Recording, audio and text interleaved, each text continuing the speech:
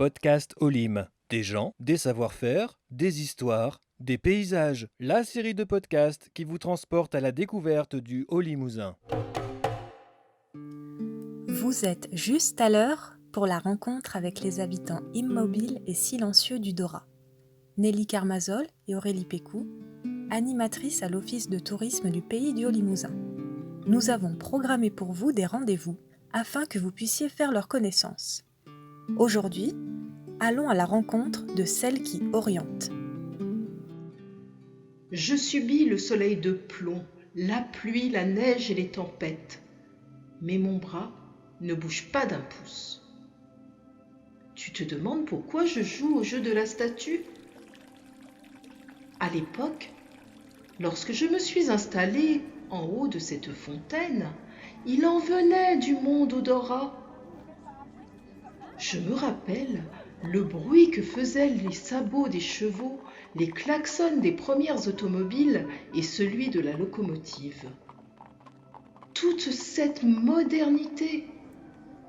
Pourtant, il manquait quelque chose d'important.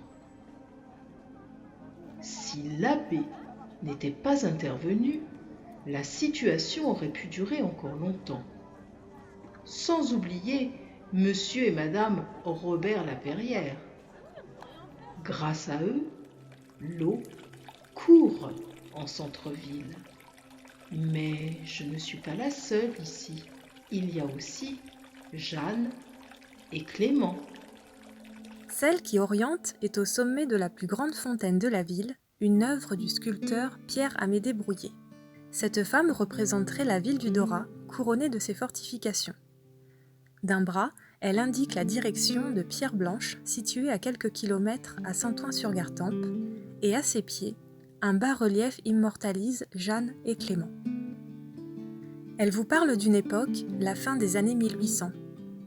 Le Dora et ses environs étaient renommés pour l'élevage de chevaux, particulièrement de race anglo-arabe ou cheval de demi-sang.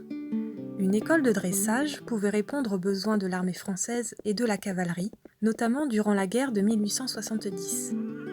Elle formait au métier de palefrenier, de cocher et de jockey. Au sein de cette école se trouvaient également les haras nationaux. La Société des courses du centre, elle, a permis aux premières réunions hippiques de se dérouler sur le champ de course. L'aube du XXe siècle, c'était aussi le temps des révolutions industrielles et de la modernité. L'arrivée de la fée électricité, le chemin de fer, les premières automobiles et bien d'autres inventions allaient révolutionner le quotidien. Un élément de confort s'apprêtait à changer la vie des Dorachons, l'eau courante en centre-ville. Acheminer de l'eau au Dora était un grand projet. L'abbé Rougerie réalisa les premières études et repéra des sources sous le rocher de Pierre Blanche à 248 mètres d'altitude. Le géologue hydrographe M. Légony utilisa ces travaux et ils essayèrent ensemble de mener à bien ce projet. Comment capter l'eau et l'acheminer en centre-ville malgré les contraintes géologiques ? Il fallait aussi s'assurer que les Dorachons puissent bénéficier de l'eau courante chaque jour de l'année et quelles que soient les conditions météorologiques. La solution fut trouvée. En utilisant la gravité et avec de multiples travaux de forage sous le rocher de quartz, la création de puits, de galeries de drainage, de réservoirs et de siphons, ce n'est pas une, mais plusieurs sources qu'ils réussirent à capter. Grâce à plus de 5 km de tuyauterie, l'eau put être acheminée depuis Pierre Blanche jusqu'au point le plus élevé du Dora. Depuis le château d'eau, l'eau alimentait maintenant les bornes fontaines de la ville. 4 années après les premières études, l'eau coulait enfin dans le bassin de granit, place de la Fontaine. L'inauguration des bornes fontaines eut lieu en novembre 1872, avec une foule massée autour de la plus élégante fontaine publique du Dora, au centre de l'actuelle place Charles de Gaulle. Celle qui oriente s'appelle Fontaine Robert Lapeyrière. Elle porte le nom des généreux donateurs qui permirent à l'eau d'arriver jusqu'en centre-ville, les parents de Jeanne et de Clément. Écoutez, j'entends celui qui attend son rendez-vous.